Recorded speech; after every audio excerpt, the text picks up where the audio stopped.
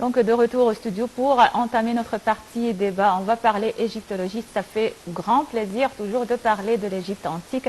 Et en novembre dernier, sachez qu'à l'occasion du 160e anniversaire du musée égyptien à la place Tahrir, le ministre des Antiquités Khaled Al-Anani a annoncé que l'espace libéré par le déplacement du trésor de Toutankhamon vers le grand musée égyptien de Giza serait désormais consacré à celui provenant de la tombe de Yuya et Touya. Donc, qui sont Yuya et Touya? On va savoir plus des détails avec notre invitée, Madame Nagia Fanous, vice-directrice au musée égyptien du Caire. Bonjour, Madame. Bonjour, je vous souhaite une très bonne année 2019 à vous et à vos spectateurs. Merci, merci Madame. Mais avant donc d'entamer ce débat très intéressant sur Yuya et Touya, on va regarder un reportage sur le sujet. Yuya et Touya furent des personnes très influentes de la 18e dynastie. Ils sont parmi les rares privilégiés à avoir été enterrés dans la vallée des rois, nécropole réservée aux souverains. Yuya était originaire d'Akhmim en Moyenne-Égypte et portait les titres de directeur des écuries royales et de père divin. Touya était ornement royal et chanteuse d'Amon. Elle a même été proposée, sans que l'on puisse en apporter la preuve définitive, que cette famille ait eu des liens de parenté avec Moutmouya, la mère du roi. Ce qui est certain, c'est qu'ils étaient les parents de la grande reine Tiyi, épouse bien-aimée du grand Amenhotep III, et par là même beau-père et belle-mère du grand pharaon qui a régné sur les deux terres pendant plus de 30 ans. Ils se trouvent ainsi de fait être les grands-parents d'Amenhotep IV, Akhenaton. Ils sont certainement décédés à un âge avancé pour l'époque, probablement plus de 60 ans, comme l'atteste leur chevelure blanche. Après étude des techniques d'embaumement, il apparaît qu'ils sont morts à quelque temps d'intervalle. D'après la position relative des deux sarcophages dans la tombe, il semblerait que le mari ait été le premier à mourir, avis qui n'est pas partagé par tous les égyptologues, qui laissent entrevoir la possibilité que Yuya soit décédé après sa femme. La demeure d'éternité du couple a été retrouvée en février 1905 par James Edward Cable lors de fouilles financées par Theodore Monro Davies, un richissime homme d'affaires et avocat de Newport qui sur le tard se consacra à l'égyptologie. Les momies du couple reposaient à l'intérieur de la tombe mais avaient été sorties de leur sarcophage afin d'être plus facilement dépouillées de leurs bijoux. Les corps étaient si bien conservés qu'ils semblaient simplement endormis et prêts à s'éveiller. La tombe livrera un magnifique mobilier funéraire, des bijoux, des scarabées et des sceaux, de la vaisselle, des instruments de musique et des statues. Les arrière-grands-parents de Toutankhamon s'installent ainsi dans la place laissée vacante par leur arrière-petit-fils.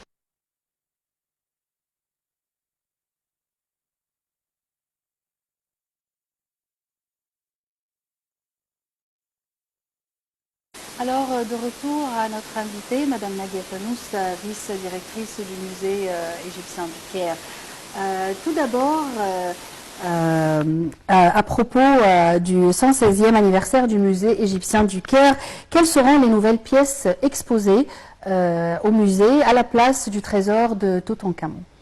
D'abord, il se trouve une grande galerie à la place de Toutankhamon. Était exposé d'abord tous les objets appartenant au roi Toutankhamon, les grands trésors de Toutankhamon. Quelques pièces principaux pour le roi Toutankhamon étaient laissées jusqu'à maintenant, jusqu'à l'inauguration du grand musée aux pyramides. Mais dans cette galerie est, à l'étage, au musée égyptien à Tahrir, était exposé au temps en 15 novembre cette année, au temps de la célébration de 116 anniversaire, 116 ans passés pour le musée du Caire. C'est pour cela l'État s'intéresse au sommet de l'État, bien sûr, les efforts de Monsieur le Président Abdel Fattah el-Sisi et le le ministre Khaled El Anani, on fait une grande exposition pour les grandes collections de Yoya et Toya. Ce sont très rares ces collections parce que ils appartiennent au domaine de la 18e dynastie, au Nouvel Empire, à la période de la Grand Empire en Égypte, la 18e dynastie, et en même temps, ce sont les grands-parents de Akhenaton et les parents de la reine Ti. On expose plus de 214 pièces appartenant à ces deux grands personnages. Ce sont de l'origine d'un pays qui s'appelle Akhmim, au sud de l'Égypte. C'est une grande province de l'Égypte au temps pharaonique. Et aussi, ce sont des grands hauts fonctionnaires au temps de Amenophis III. C'est un grand pharaon en Égypte à la 18e dynastie.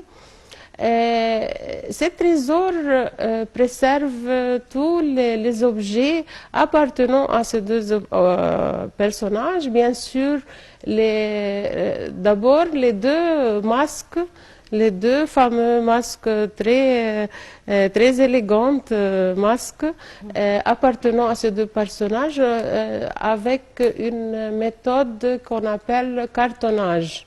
Les deux masques cartonnage, c'est-à-dire il y a une méthode qui fonctionne avec du plâtre sur le lait, puis les plaques de l'or sur tout ça pour donner tous les détails de visage et de la tête même des personnages.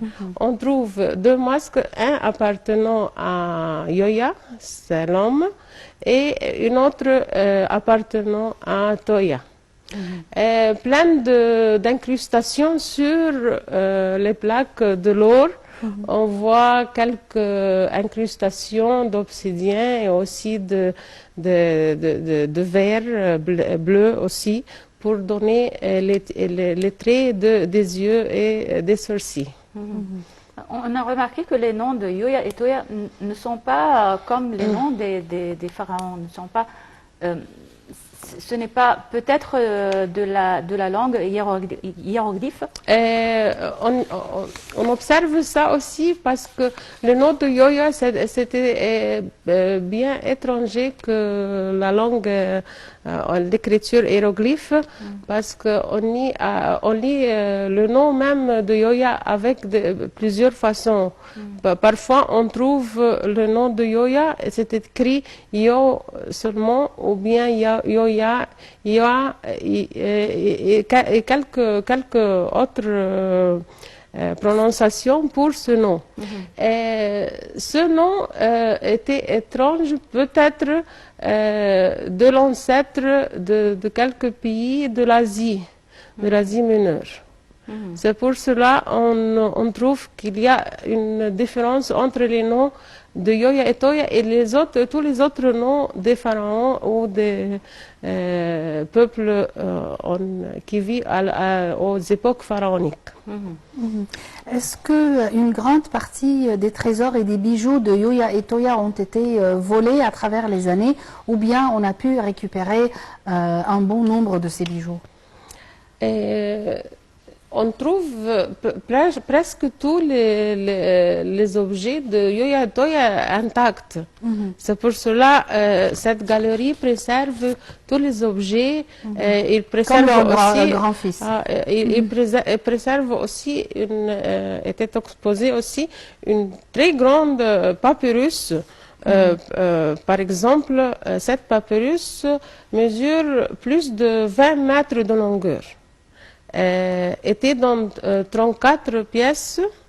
Cette papyrus, c'était le grand papyrus au monde aussi, était en 34 pièces, était coupé est préservé dans un des magasins de musées égyptiens. Mais cette fois, on expose tout avec la restauration, avec le collage. Et Alors on va coller les 34 ils pièces. ont collé avec une méthode japonaise, avec quelques formes de papier japonaises qui s'appellent bozo. Il colle ces parties et il expose dans la galerie cette très rare papyrus. C'est magnifique qu'on trouve les livres de morts des temps pharaoniques. On trouve tous les textes en hiéroglyphes bien clairs et aussi des scènes colorées, très vives jusqu'à maintenant. On n'a pas entendu parler beaucoup de Yuya et Toya, comme par exemple le roi Ramsès, Toutankhamon et les autres grands noms de l'histoire égyptienne, l'histoire antique de l'Égypte. On n'a pas entendu parler de Yuya et Toya que ces derniers jours, pendant l'anniversaire, le 116e anniversaire du musée égyptien. Donc, on veut bien connaître sur l'importance de ces deux personnalités. Ils ne sont pas... Qu'est-ce qu'ils ont fait? Ils sont une reine et un roi? Non, non, non. Ils ne sont pas des reines ou bien des rois, mais ce sont les grands-parents d'Akhenaton et aussi les parents de la reine, la plus fameuse reine de l'Égypte, la reine Ti.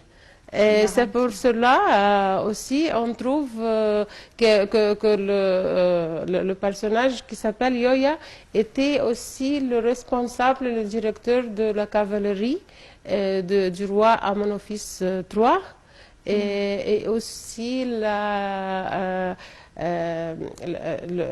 Toya, la femme, était aussi la recluse du dieu Amon et aussi une prêtresse du dieu Min.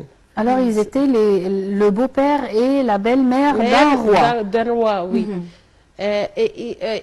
Aussi, Yoya a pris un très grand titre dans ce temps-là.